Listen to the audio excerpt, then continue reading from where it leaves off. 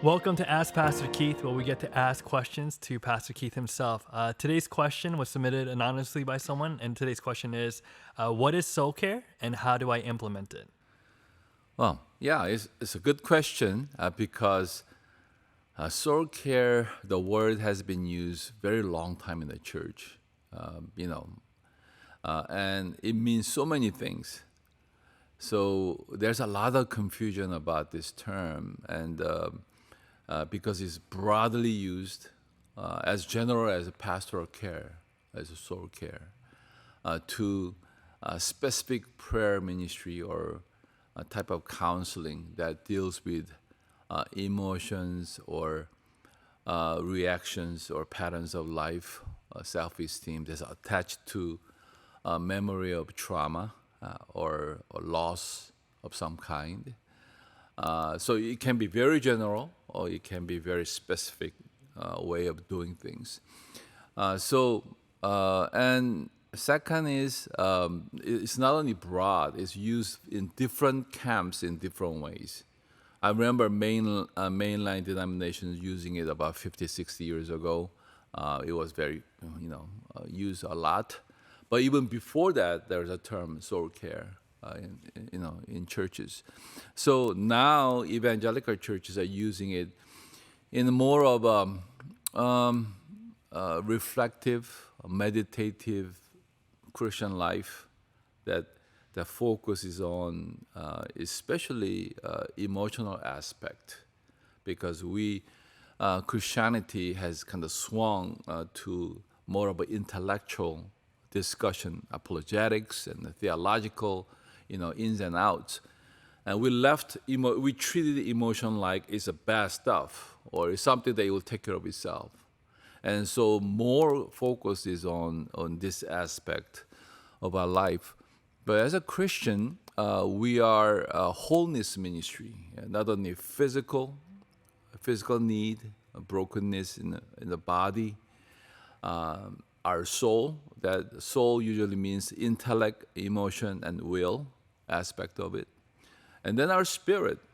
And so when you say soul care, it seems like they don't mean that, but actually they usually speak about very specific part of emotion attached to our memories of this and that. That is, to me, very unfortunate because it can mislead. Because we are not physical sometimes, we are not emotional sometimes, soulish sometimes, we are not spiritual sometimes. It happens all the same at the same time, and they are interconnected. So you cannot treat it as such. So I think more preferable term will be wholeness ministry. And that's nothing new from the centuries of Christian ministry. So it's been done this way and that way. There's nothing new under the sun in that way. We are using it in a very specific way. So one is too broad to define, used in different ways. Second is it can kind of mislead, thinking that that's everything. And another thing is this: we need for a Christian to transform, if you fix certain things, everything will be perfect. That's a wrong assumption. As long as we live in this world, brokenness exists, and we need to know how to overcome, how to live with the brokenness. Some things, yes, we need healing, and we need to ask the Lord for that. But if you are thinking about perfection of some kind, that will be a wrong assumption as well. And for a person to transform, it's not just healing. You need discipleship. You need Bible studies. You need prayer lives. You need fasting and other types of spiritual discipline. So it's not just healing part. So we have this assumption that it's like everyone else's fault, and I have this brokenness, and somebody did to me, so I have to fix this up. Otherwise, we are not going to be. No, that's wrong assumption. Life is imperfect and is full of injustice. We need to know how to overcome, how to forgive, how to let go. Because our reaction has been broken. That's why we are trying to heal that. And unless we know how resiliently God made us, and we tap into that, God's provision in our lives, and know how to forgive and sacrifice, how much ever healing you receive, it's not going to last. You're going to go into another problem. So those are the kind of wrong assumptions here. And I'm not knocking it off. It is very important. I'm glad we are talking about emotional wellness and all that. We need that.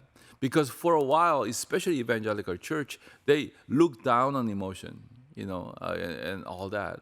But now we are actually embracing, so our intellectual understanding, emotional wholeness, as well as our will. We need to have this, willingness to change. It's not change is done on you. You need to actually cooperate with this. And that aspect is very important. And so in that part, discipleship and having a Christian life in order and the rhythm of spirituality, all that is very important. So soul care, sometimes, they don't mean that, those who practice it, but a lot of people going there thinking that they're going to fix them up. And after this, they'll be, everything will be all right. That's not usually the case. And traditional way of encountering Jesus in a very personal and real matter. And with that, scripture studies and also discipleship, along with those life skills. I call it life skills. Those who cannot forgive, those who are so obsessed with certain things, cannot let go. This is kind of has to do with a lot of parenting issues. And so when this soul care many times are reparenting, so that people will know how to deal with these kind of things. And so I welcome that, and I said I think it's a very needed and a very important ministry, and yet it's a part of the whole. And as Christians, we want to minister to the whole body, whole person, not just specifically certain things. So that's what it is. Awesome. Always so insightful. Thank you so much, Pastor Keith. As always, if you have any questions or thoughts, we'd love to hear from you. So submit your questions and ask PK. Join us next time.